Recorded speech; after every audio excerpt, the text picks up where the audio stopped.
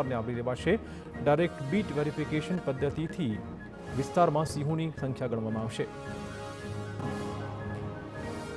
સોનાના ભાવ પહોંચ્યા રેકોર્ડ બ્રેક સપાટી પર। સોનામાં 99,400 રૂપિયા પર ખુલ્યું બજાર। વૈશ્વિક સ્થિતિ જોતા ભાવમાં વધુ ઉછાળાની શક્યતા છે। 24 કેરેટ 10 ગ્રામનો ભાવ રૂપિયા 1 લાખને પાર પહોંચ્યો હતો।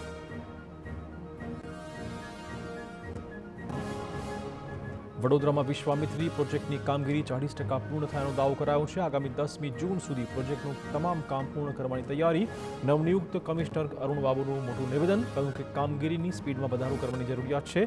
કામના કલાકો પણ વધારવાની જરૂરિયાત જણાઈ। ચોમાસામાં માટી રહેણાંક વિસ્તારમાં ન જાય તે વિશે પણ કરાશે યોગ્ય વ્યવસ્થા। વડોદરામાં ધ્વનિ પ્રદૂષણ ફેલાવતા વાહનો સામે કાર્યવાહી। અત્યાર સુધીમાં 122 બાઇક ચાલકોને ચલણ આપી દંડ ફટકારાયો છે। 108 મોડિફાઈડ સાયલેન્સરનો પણ પોલીસે નાશ કર્યો હતો। બુલડોઝર ફેરવી ધ્વનિ પ્રદૂષણ ફેલાવતા સાયલેન્સરનો નાશ કરાયો છે। જામનગરમાં હેલિકોપ્ટરનું ઇમરજન્સી લેન્ડિંગ કરવું પડ્યું। એરફોર્સના હેલિકોપ્ટરમાં ખામી સર્જાતા રંગમતી ડેમમાં ઇમરજન્સી લેન્ડિંગ કરાયું હતું। ચંગા ગામ પાસે હેલિકોપ્ટરમાં ખામી સર્જાઈ હતી।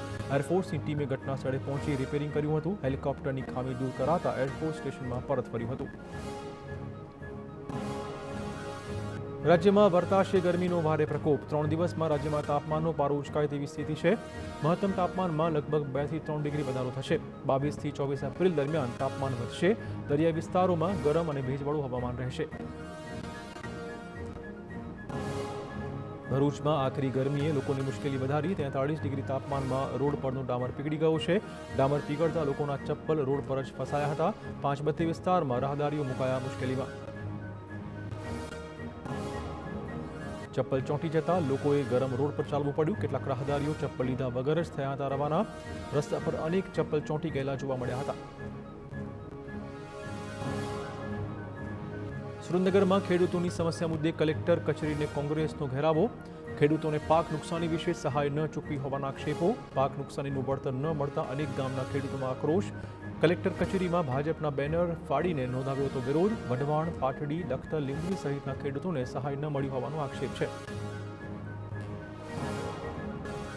છોટાઉદેપુરથી પાવાગઢ તરફ જતો મુખ્ય રસ્તો અને દેવગઢ બારિયામાંથી પસાર થતો રસ્તો બિસ્માર। રસ્તા પરથી ડામર ઉખડી ગયો છે। ઠેર ઠેર મસમોટા ખાડા પડી ગયા છે। ઇમરજન્સી વાહનને પસાર થતી વખતે પડે છે ભારે મુશ્કેલી। તૂટેલા રસ્તાના કારણે ઈંધણ પણ વધુ ખર્ચાય છે। રસ્તા પર અવારનવાર થાય છે અકસ્માતો। રાજ્યસભા સાંસદ સંજય રાઉતના ગુજરાતી પરના બફાટ સામે કેન્દ્રીય પ્રધાન જયંત ચૌધરીએ આપ્યો જવાબ। કહ્યું મુંબઈમાં ગુજરાતનું યોગદાન છે તે સંજય રાઉતે સમજવું જોઈએ। આખા દેશમાં ગુજરાતીઓનું અમૂલ્ય યોગદાન છે। ગુજરાતીઓ દરેક સાથે ભળી જાય છે। ગુજરાતથી કોઈને શું વાંધો હોઈ શકે તેવો સવાલ પણ તેમણે પૂછ્યો હતો। સુરતના અમરોલીમાં નકલી શેમ્પૂના વેપલાનો પર્દાફાશ। જાણીતી ઓનલાઈન કંપનીના નામે નકલી શેમ્પૂનું વેચાણ ઝડપાયું। 8 વર્ષથી ઓનલાઈન જાણીતી કંપનીના નામે નકલી શેમ્પૂ પધરાવાતું હતું। શેમ્પૂ સહિત 16 લાખથી વધુનો મુદ્દામાલ પોલીસે કબજે કર્યો છે। એક આરોપીની ધરપકડ કરી અન્ય 2 શખ્સોને વોન્ટેડ જાહેર કર્યા છે।